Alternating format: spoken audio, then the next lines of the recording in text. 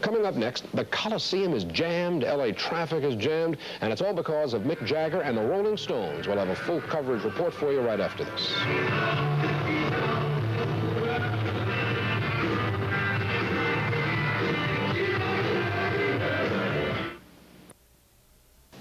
The Los Angeles tour to a screaming crowd of over 90,000 people. Most of the cheering spectators waited all day for the big event. So now we bring you for the first time tonight a look at what the dedicated fans turned out to see and hear. In the Coliseum were there from early this afternoon.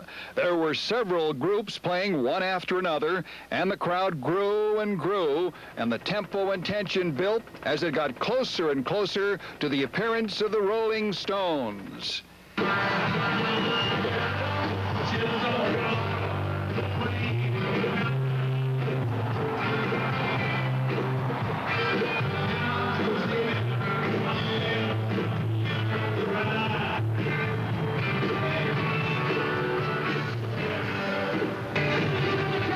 And here's what it's like tonight.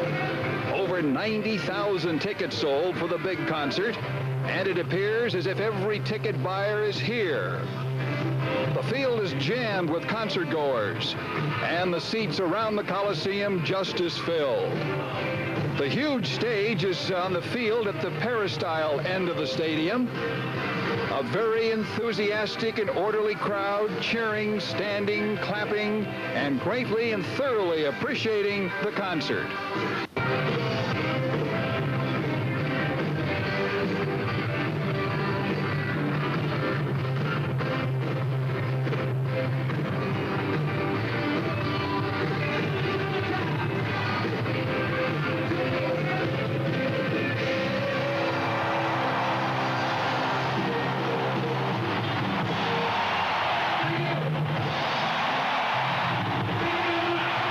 It's hard to believe the Stones' first American tour was way back in 1964.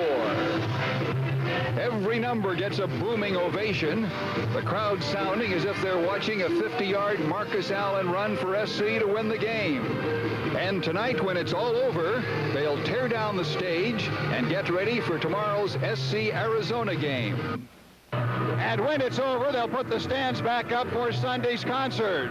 The Stones are on a 21-city tour of the United States, their first appearance here in 3 years. And as you can see, the magic is still there. They'll be playing to record crowds. Stan Chambers from the Stones concert for News at 10. As you can imagine, thousands of Rolling Stones fans began lining up at the Coliseum in the pre-dawn hours this morning. Mike Botula reports that the crowd was generally well-behaved, their anticipation generating a party-like atmosphere. The parking lots around the Coliseum were opened up at 6 a.m. and very quickly filled by thousands of exuberant Rolling Stones fans and their cars. Original plans called for opening the stadium gates at noon, but those plans were moved up, and at about 9:30, security personnel started herding fans in groups of 30 to 50 people up through the gates. Everybody was searched, and all prohibited articles tossed into waiting trash bins. Even though the crowd was exuberant, it all ran pretty smoothly. Everybody's been nice and happy. It's been a good time, really good time. Big party time. Big party time for everybody. Everybody's been out here waiting, and it's going to be live. Everybody's having a good time. The only items fans could bring with them were the clothes on their backs, binoculars, and a blanket to sit on. Everything else, like food, booze, drugs, even cameras, backpacks, and purses, had to stay outside. What have you been doing to pass the time since just waiting in line here? Ball drinking. I'm really excited about seeing the Rolling Stones because they are fantastic. They are artists. No matter how decadent people think they are, it's the feeling, it's the emotions that they bring out in people that's important. And we love them. And my name is Rita Tab, and I love that rock and roll music. There hasn't been a party like this to hit Los Angeles in years. It's a great place to be if you're a Rolling Stones fan, or even if you just like to cash in bottles and aluminum cans. At the Coliseum, Mike Botula reporting for News at 10. It looks like downtown Los Angeles is going to be a busy place this weekend, and it looks like traffic will be unusually heavy.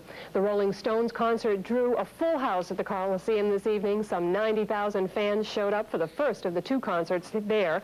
It was already getting crowded earlier in the day as spectators started arriving. Well, a little closer to downtown, about 55,000 baseball fans. It'd be the last